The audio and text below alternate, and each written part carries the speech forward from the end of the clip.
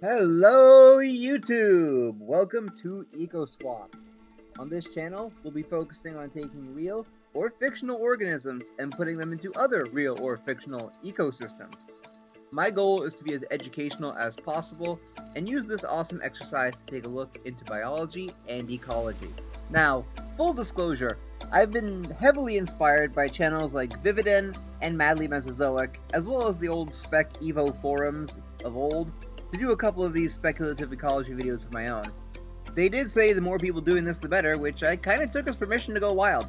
If you like this kind of stuff, please go check out their channels first. They do super good research and their videos are entertaining as heck. Now, I won't be doing a scoring system, this is already a loving ripoff of assessing survival, but I will be going over categories like they do.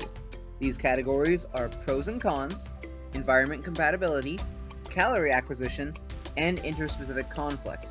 If that last one sounds familiar, then you and I browsed the same forums many years ago and I feel your pain. Today we start our journey into EcoSwap by having two fictional universes that share a name, Avatar: The Last Airbender and James Cameron's Avatar. And we'll be putting Avatar: The Last Airbender's most famous animal, the Sky Bison, onto the moon of Pandora. First, we gotta talk about the boy. We know him, love him, he's an icon in of himself, Appa. Appa's behavior and physical limitations will be establishing a lot for what the baseline is for a Sky Bison. Controversial take, I love Legend of Korra, but the Sky Bison in that series don't get a lot of focus, so there's not a lot I can work from there. Maybe in the future, Naga will get her own assessment though. Appa weighs in at roughly 10 tons, or about 9,000 kilograms, stands at roughly 16 feet, or almost 5 meters tall, and is about 60 feet or 18 meters long.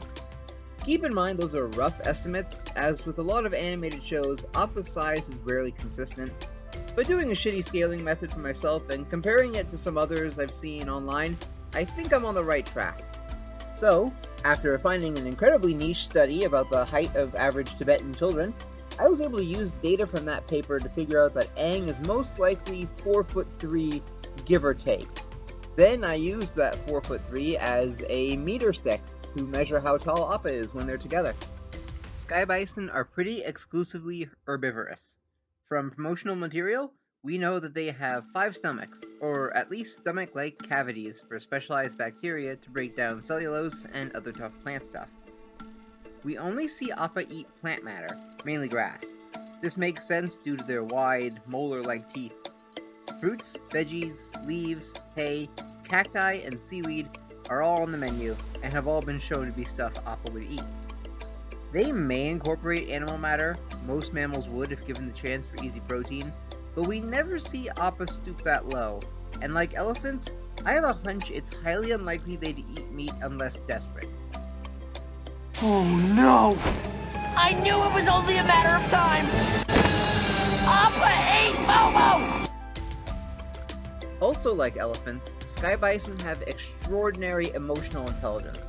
Appa is kind and friendly to almost everything he meets, and is quick to forgive, like how he forgave Zuko almost immediately, and even Nyla the Shisharu, both of which tried to kill him in the past. Even when pissed off, Appa shows immense restraint when fighting, especially when fighting Long Fen and the Dai Li. Appa could have ripped Long Fen's leg from his body, but he just skipped him like a rock. On that note, let's talk about behavior. Sky Bison are social, semi-domestic herd animals that need companionship. Usually this is a member of their own kind, but humans, lemurs, and other animals are fair game for them to befriend. They're like if capybaras decided to be actual megafauna. Herds are made of adults of both sexes, and they're young. Baby Sky Bison can't fly for their first 2 weeks, which we actually see in Legend of Korra. Ikki, Aang's granddaughter, is sharing a cave with 4 baby bison, named Princess Rainbow, Twinkle Starchild, Juniper Lightning Bug, and Blueberry Spicehead. That doesn't have anything to do with this, I just wanted to share those names. The adults will do one of 2 things to protect the vulnerable offspring. Either hiding them in remote mountain caves while the herd forages, or remain on the ground to defend them directly. Remember this, it's a surprise tool that will hurt us later. If Appa is the standard for his species, then these guys are immeasurably strong. We see Appa fly through 10 feet of solid sandstone, use a 100-foot tree as a bat to fight off a porcupine, and flipped 2 Fire Nation tanks at once with his horns. This strength is way beyond what a real-world animal their size would be. For example, let's take a look at those Fire Nation tanks. Called Tundra tanks, they're heavily based on the Steam tank, a US tank built in 1918. These weigh 45 to 50 tons, which means Appa is benching about 5 times his own weight. No, 10 times, as he flips 2 of them. Modern elephants, the closest thing we have to a sky bison, can only lift about a third to half their body weight, and that's being generous. Sky bison also grow fast, really fast. In 5 years, they can go from an infant to a fully mature adult.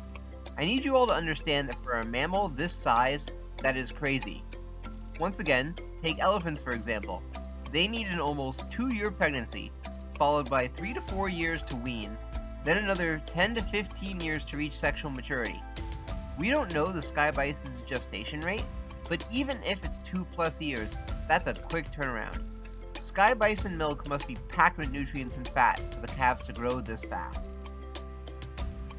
Sky bison are also adept swimmers, as we see Appa enjoying water at several points, and even swimming in the frigid waters of the South Pole. In fact, the deserts of the Earth Kingdom don't seem to bother him either. It's possible, like human airbenders, sky bison can change the temperature of the air around them, keeping them comfortable no matter the climate. On that note, let's talk about airbending. A 10-ton animal not only capable of flight, but taking off instantly and able to leap like a house cat is insane. Any threat a sky bison can't fight head-on, they can escape. If there's competition for food, they can hover and eat the tops of trees. While we don't know their top flight speed, we do know Appa is fast enough to outpace a human's terminal velocity. Under ideal conditions, that's at least 122 miles per hour or 196 kilometers per hour. Since Appa could outspeed that with room to spare, it works as a good baseline. And if all that wasn't enough, Appa and other sky bison can whip their tails around to generate concussive blasts of air. These are powerful enough to rip the roofs off buildings, so at least 70 miles an hour or 112 kilometers per hour, according to the Fujita scale. Now for their weaknesses. Like all big animals, they have big appetites and need a lot of food to keep their bodies going. This means most of their time is going to be spent foraging, and if they aren't successful at that, they risk starvation. This doubles in difficulty considering babies can't fly with the herd, which either limits their foraging range or forces them to leave the young even longer. The calves are super vulnerable, as when they can't fly, they're essentially 500-pound bags of meat for any predator that can access them. This isn't a problem as long as the adults are near, or if they're well hidden, but anything that's getting past those 2 obstacles will be an issue. While their size makes them more resistant to venom, they're still susceptible to it, especially if concentrated. Neither the Shishiru and the Sandbenders were able to utilize this to immobilize Appa. Finally, sky bison are naturally afraid of 2 things: fire and being underground. This is likely in reference to their natural predators, dragons and badger moles, the only land animals big enough to hunt them in their natural range. Yes, badger moles are predators, but we don't have time to get into that right now. This script is already long and we already haven't talked about Pandora yet. Speaking of, Pandora, called Awa's Child by the people who live there, is a moon in the far-off Alpha Centauri system. It's about the same size as Earth, but with a denser atmosphere and less gravity. This makes it easier for large animals to fly, but trickier for them to get off the ground. The atmosphere is a mix of oxygen, nitrogen, carbon dioxide, xenon, methane, and hydrogen sulfide. This combination makes it super toxic to Earth-based life.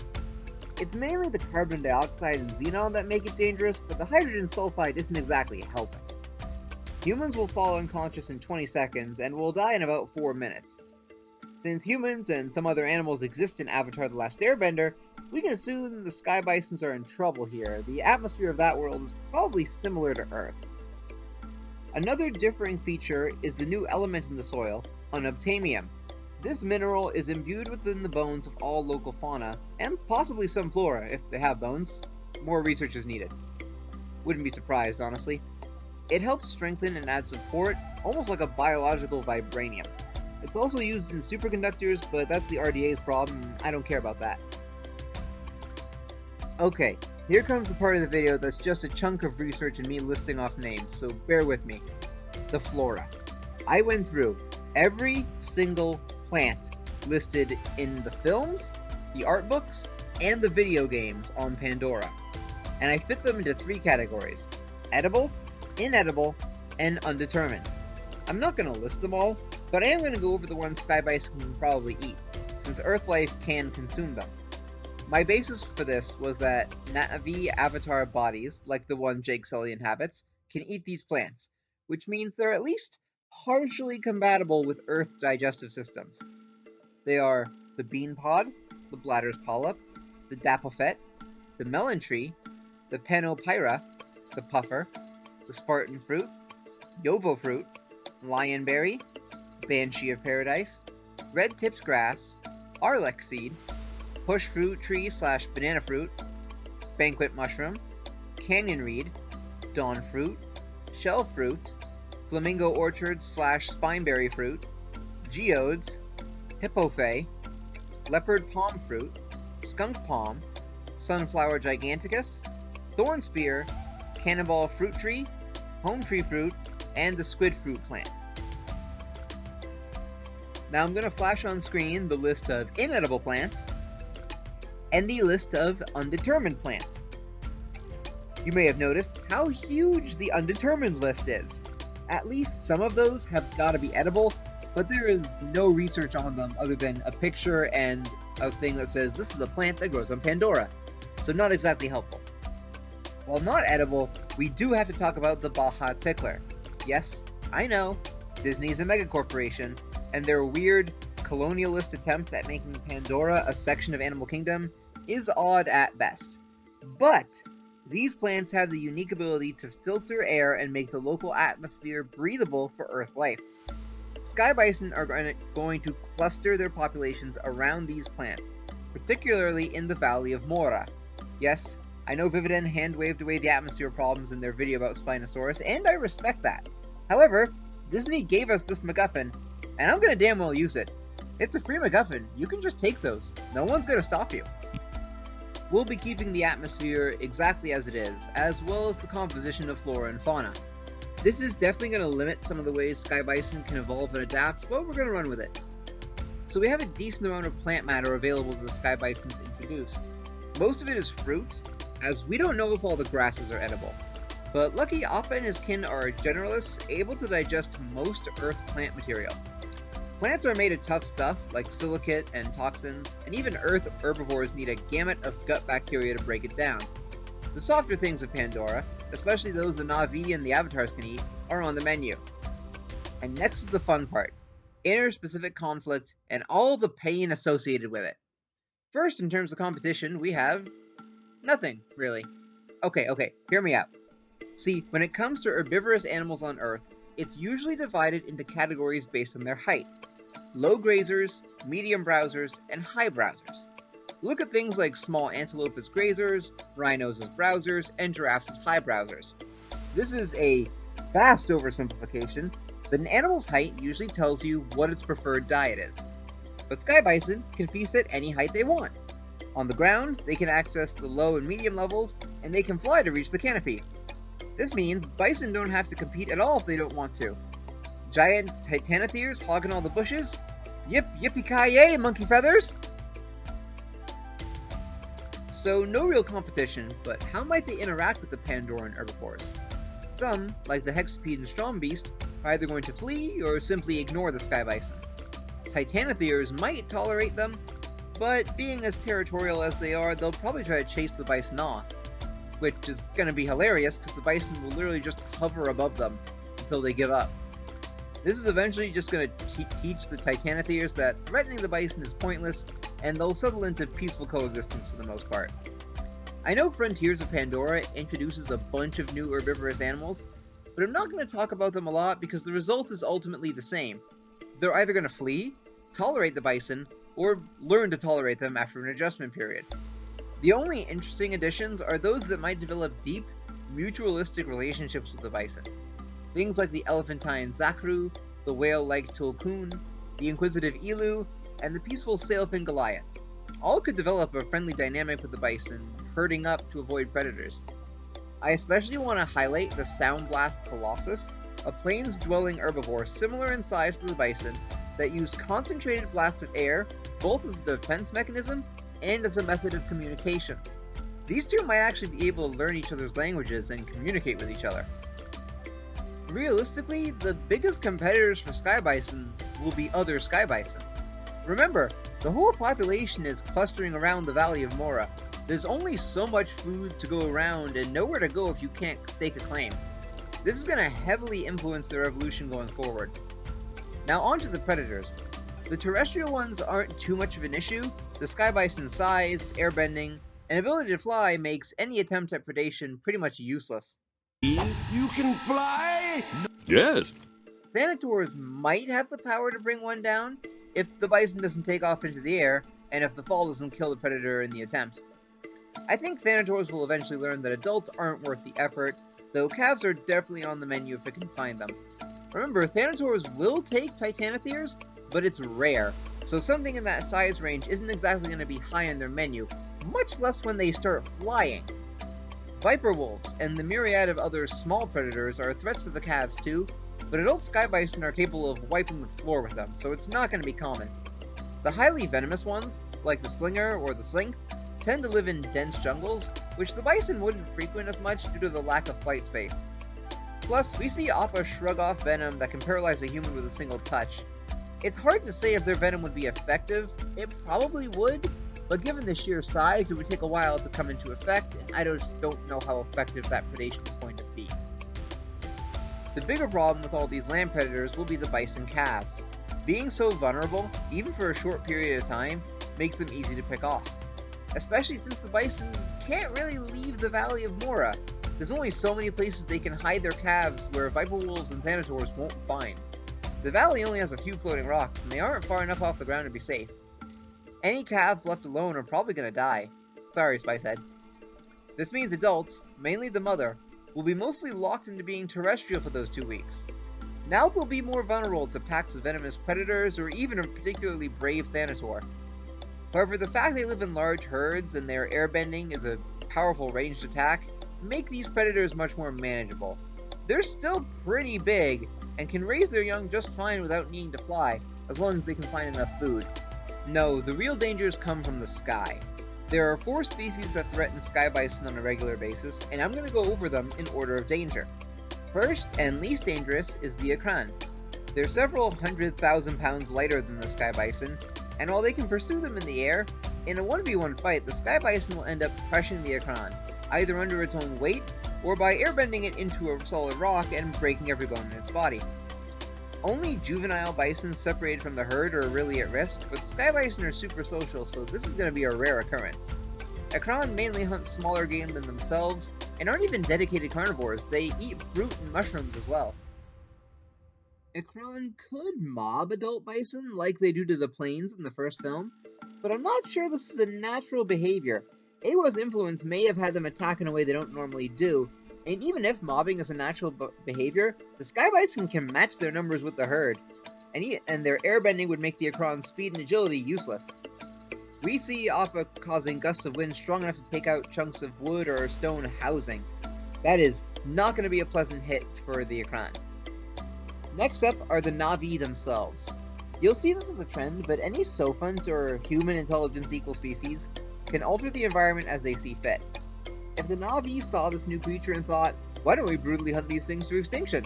They could totally do it. But given how they might have a much more ecologically stable culture and religion compared to humans, that's probably not going to happen. The Na'vi might hunt them sparingly at first, but I think the friendliness of the bison and the Na'vi's intelligence and willingness to bond with other animals would result in a mutualistic partnership. I'll go into more details on this in the end. Alright, ladies and gentlefolk, it is the time for the matchup you've been waiting for.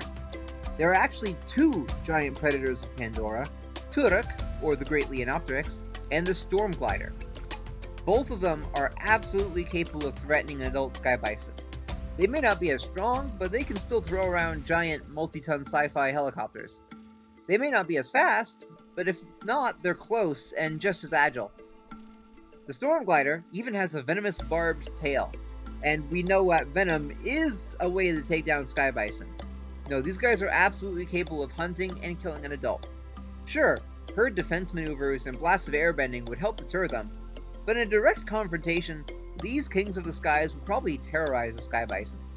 Only the bison's fast reproductive rate, and these predators being mainly solitary and very territorial to others of their kind, will keep the bison from being wiped off the planet. If either of these animals hunted in packs, it would be all over for the bison. Storm gliders will occasionally hunt in pairs, but it's exceedingly rare, even by the peoples who've seen it. Since the herds of bison will only have a half dozen major predators, and most of them probably won't even attempt to make a hunt, they'll manage to do quite well for themselves. I'm not going to score them, mostly because this is already a very, very loving ripoff of Madly Mesozoic's Assessing Survival, but I think the sky bison will overall manage to survive here, albeit with some major difficulties. The environment is tricky and limiting, food is plentiful but will need to be selected carefully, there's no competition and only a few predators. It's going to be a struggle, but they'll survive and eventually adapt to the local landscape. Which brings us to the speculative evolution portion. Real quick, I'm never going to have a set number of spec branches for these portions. Like Madly Mesozoic always has 3, I'm not going to have a guaranteed. It's going to be however many I can come up with in the time it takes me to make the video. Sometimes it'll be less, hopefully most of the time it'll be more. Aerobovis yangchenai. One of the less derived descendants of the sky bison, Aerobovis yangchenai remains part of its original genus. They are a much larger species, and males can get up to 15 to 18 tons, with females just behind them. It has become more adapted to an almost semi-aquatic lifestyle. Their fur is longer and thicker than that of its ancestors, along with mild webbing in their feet. Their hair offers greater defense against predators, making an extra barrier against the many venomous predators of Pandora.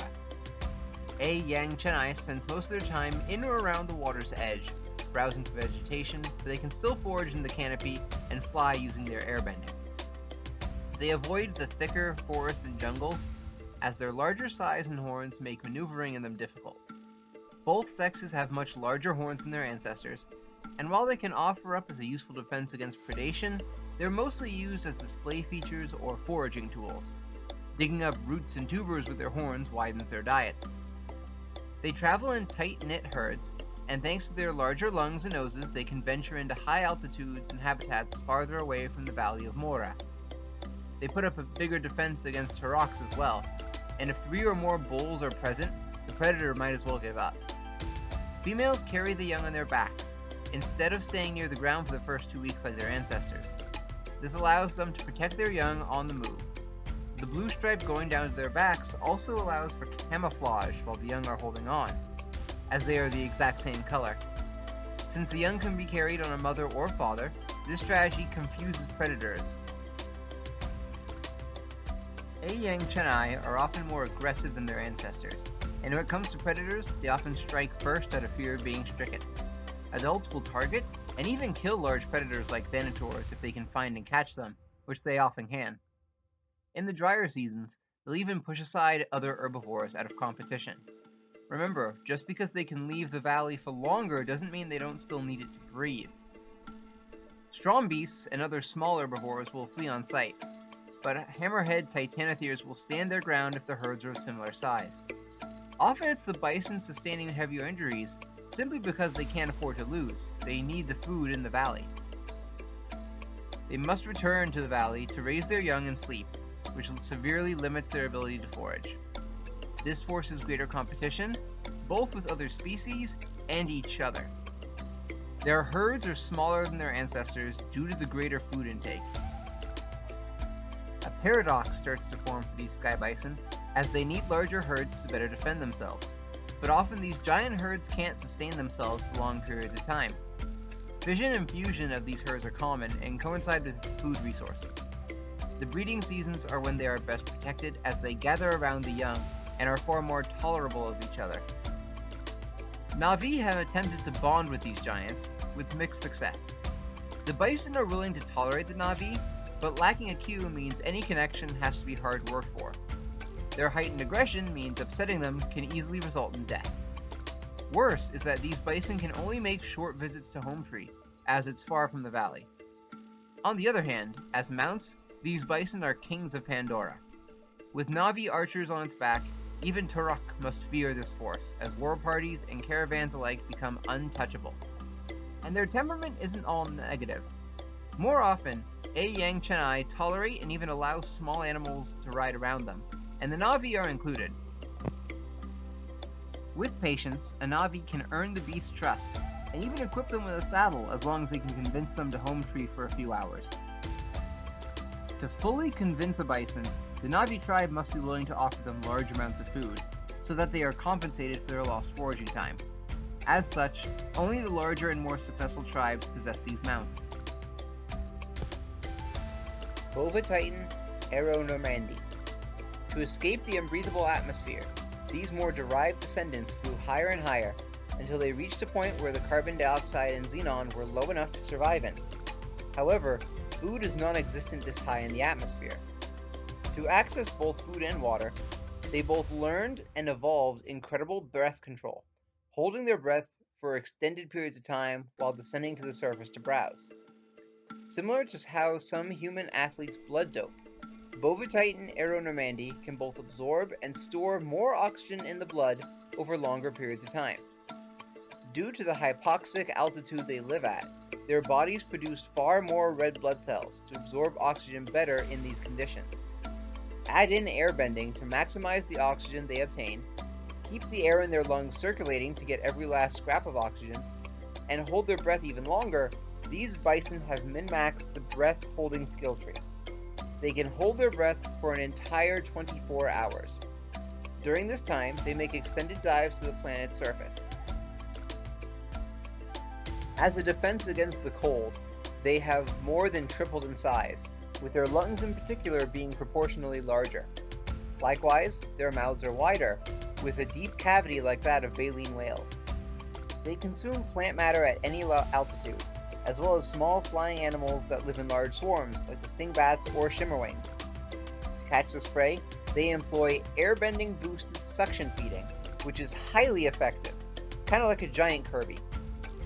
Mothers carry the young for their first 2 weeks, and rely on other members of the herd to regurgitate food for them during this time. Herds are mostly females, with 1 to 3 males present for breeding. Adults are some of the largest animals on Pandora, and have little to fear from even the biggest predators. They average over 120 feet long and weighing in at a staggering 90 tons. The largest recorded specimen was a bull at 167 feet and 135 tons.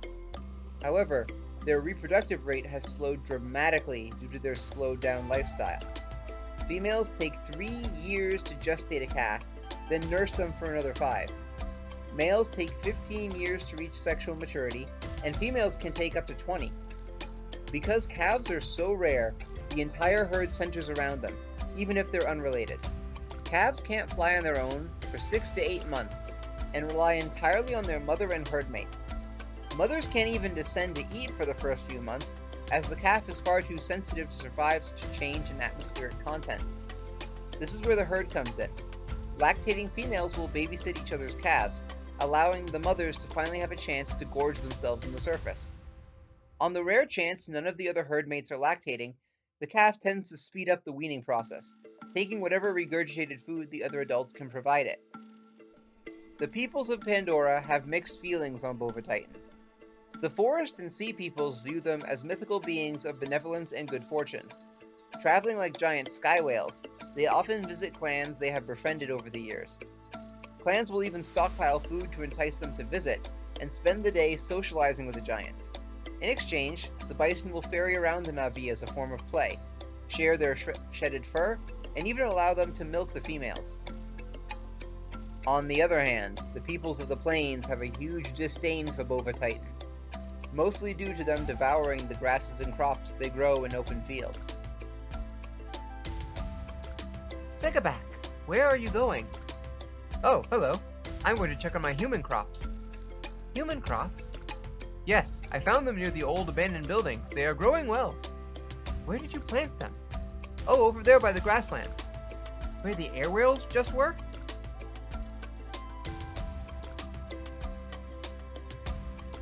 No! Not my cabbages! To them, Bova Titan are a giant plague of locusts. Worse even, due to the bison's long lifespan and memory, returning decades after the last visit and devastating their crops. Sometimes with such a large gap in time that the bison's last visit has become myth, and the people are unprepared.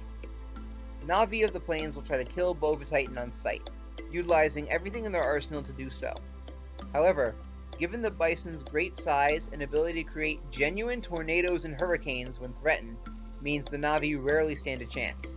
Yeah, airbending at this side pretty much translates to Bovatitan being a flying twister.